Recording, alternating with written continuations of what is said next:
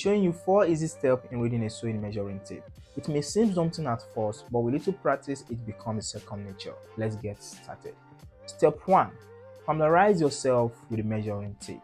Measuring tapes have different marks. Make sure you familiarize yourself with this mark. You can see it has a smaller mark and the longer mark.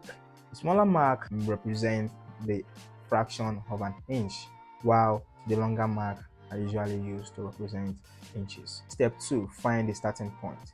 The starting point lets you know where to start reading your measuring tape from, followed by 1 inch, 2 inch, 3 inch down to 60 inches. Step 3.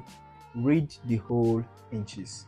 You have 1 inch, 2 inch, 3 inch, 4 inch, and the inch is usually represented by the long markings, while the fraction of an inch are usually represented by these short markings. Step 4. Read the fraction of an inch. As you can see, this is 1 inch, 1.5 inch, followed by 2 inch, followed by 2.5 inch, followed by 3 inch, followed by 3.5 inch, followed by 4 inch, followed by 4.5 inch, followed by 5 inch, and so on down till 60. For example, a smaller line represents the fraction of an inch. Look at the fractions here.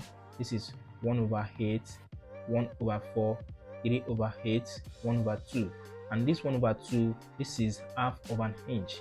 And this is 5/8, this is 3/4, and this is 7/8, and this is 1 inches.